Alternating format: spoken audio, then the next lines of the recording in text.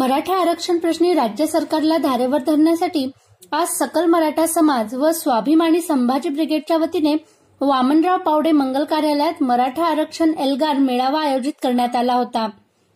या मराठा आरक्षण एल्गार मेळाव्याचे प्रमुख मार्गदर्शक छत्रपती संभाजीराजे भोसले व माननीय श्री नरेंद्र अण्णासाहेब पाटील होते।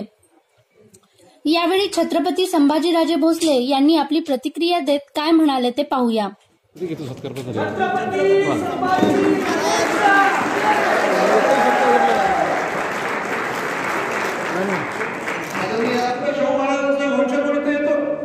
माणगावच्या सभेत कोल्हापूर जिल्ह्यात माणगाव आहे आणि त्या माणगावच्या सभेत डॉक्टर बाबासाहेब आंबेडकर शाहू महाराजांना बोलवतात आणि शाहू महाराज त्या कार्यक्रमात जातात। शाहू महाराज काय म्हणतात, किती मोठे वाक्य बघा तुम्ही।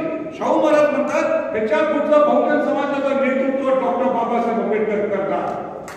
पण डॉक्टर बाबासाहेब आंबेडकर काय म्हणतात, ज्यावेळी कोल्हापूरला आले होते त्यावेळी शाहू महाराज नव्हते, पण त्यावेळी डॉक्टर बाबासाहेब आंबेडकर म्हणतात राजश्री छत्रपती शिवाजी जयंती साजरी करू नका, पण राजश्री छत्रपती शाहू महाराजांची जयंती साजरी काय महापुरुष होते, कसं महाराष्ट्राला एकत्र ठेवायचा त्यांचा प्रयत्न होता। आणि एक परवाच एकाने कोणते असं मला बोलून घेतलं, नाव सुद्धा मला घ्यायचं नाही, की मी दलितांच्यावर वार करतो, ओबीसीच्यावर वार करतो। अरे ज्यांनी कोणी म्हटलं असेल त्याला असं माहित नाही मी शिवाजी महाराजांचा शाहू महाराजांचा वंश आहे आणि सगळ्या समाजाला एकत्र ठेवण्यासाठी ही माझी कल्पना आहे, हे माझा प्रयत्न आहे। आणि हाच माझा मुख्य उद्देश आहे की मराठा समाजाला सुद्धा आज आरक्षण का मिळालं पाहिजे। मराठा समाजाला आरक्षण ह्याच्यासाठी मिळालं पाहिजे, ही शिवाजी महाराजांची भूमिका होती, ही राजश्री छत्रपती शाहू महाराजांची भूमिका। आणि मी तो शिवशाव दौरा केला।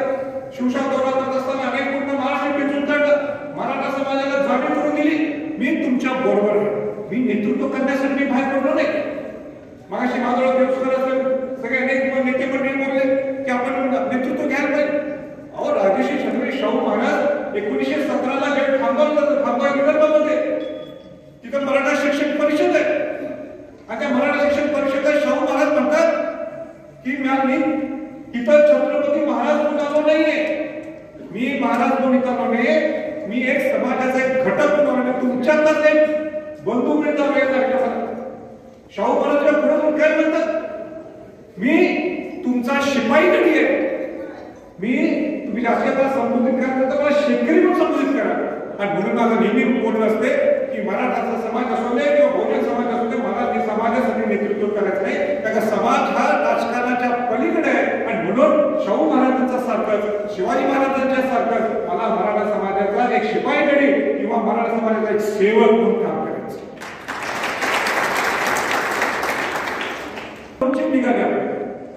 किती शांतता प्रिय एक ही गोष्ट अशा आपल्याला दिसणार नाही की मराठा समाज आदर्श घेतला नाही, पूर्ण जगाने तो आदर्श घेतला, त्याची चर्चा पूर्ण जगात चालू होती। आज मराठा समाज हा मोठा बंधू असल्यामुळं आज त्याच्याकडे लक्ष देणं गरजेचं नाही। आज मला पलीकडे सगळ्यात प्रामुख्याने तुमच्या मराठवाड्यात तुम्ही जो मराठा इथं असला, पलीकडे ओबीसी असला, पलीकडे दलित समाजाचा मुलगा असला त्याला लक्ष मिळते, आपला सुद्धा माणूस गरीब असेल ह्याच्यात कोण लक्ष देणार। 1967 पर्यंत आपल्याला सेंट्रल मध्ये आरक्षण होतं। 1967 ला 3 समाजाला बाहेर काढलं, मराठा समाज, तेली समाज आणि माळी समाज।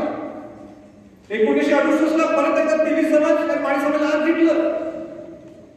आपला त्याच्यावर विरोध नाहीये, त्यांना त्यांचा हक्क मिळाला पाहिजे, पण आपला हक्क मिळाला नको का? आणि हाच माझा प्रयत्न आहे। मी चव्हाण साहेबांना सांगू इच्छितो, आज नांदेड शहरात त्यांच्या भूमिकाच मी तुम्ही बोलतो, खऱ्या अर्थाने जे मनापासून तुम्ही जर मराठा समाजासाठी जर प्रयत्न करत असाल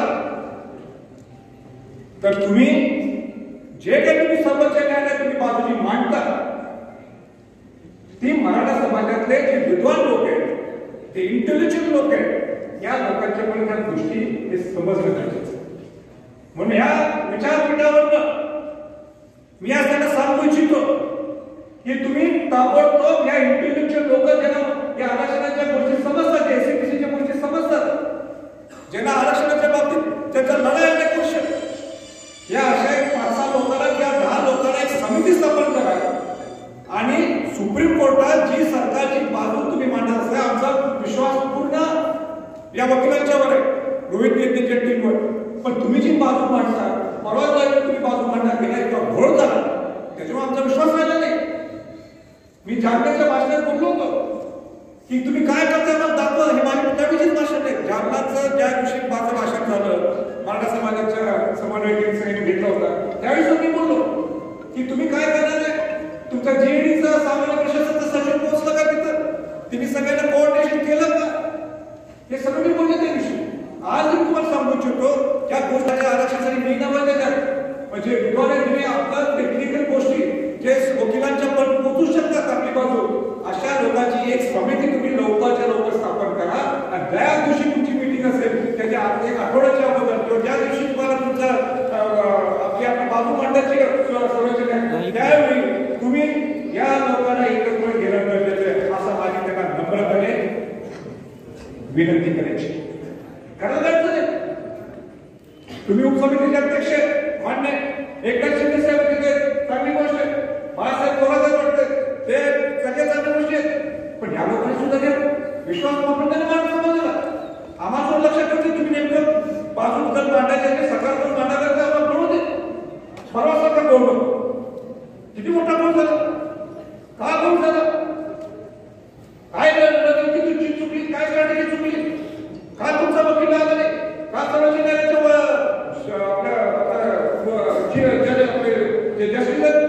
त्यांनी तुम्हाला तशा म्हणले असतात कुठे तुम्ही.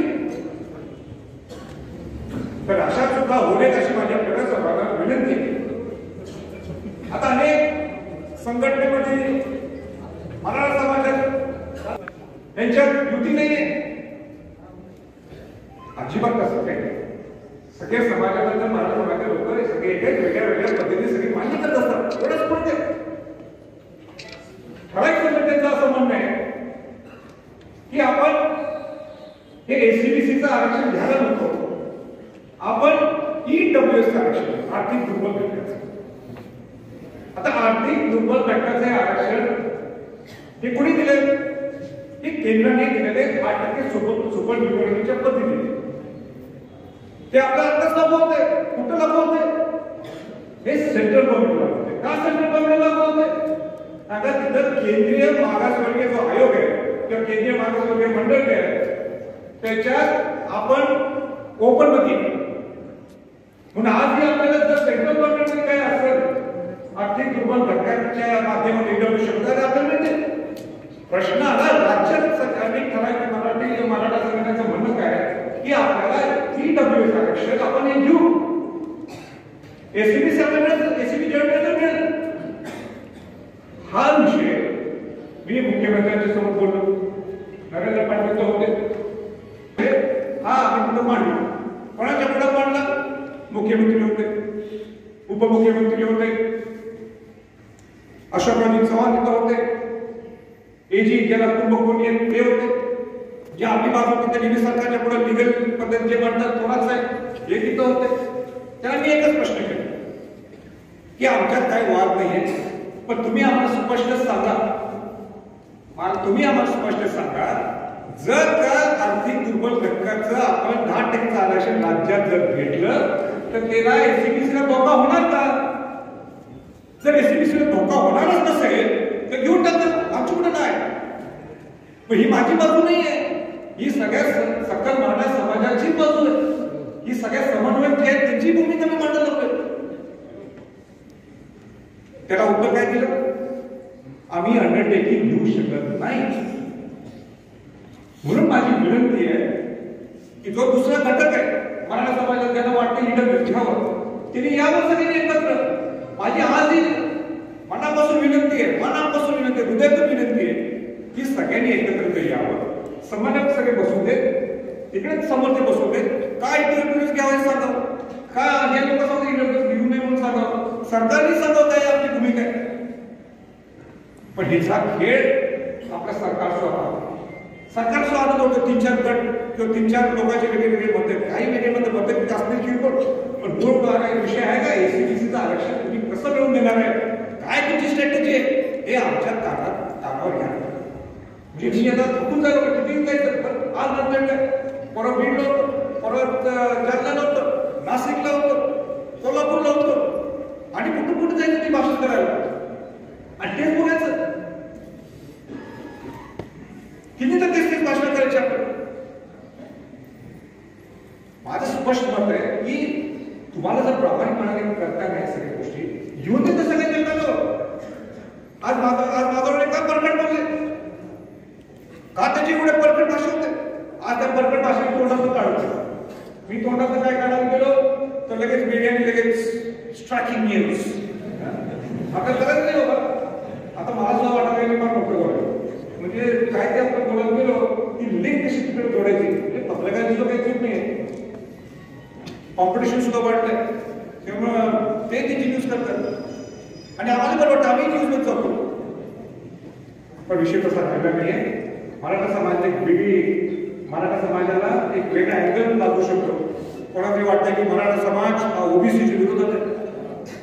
मी जर आमचं सगळ्यांचं काम चालू आहे सगळ्यांना जोडून कसं जायचं म्हणजे असे वेगळे वेगळे अँगल्स ते निघून जातात. मी सरकारला नेहमी भेटलो सांगतो कोणासोबत बोललो.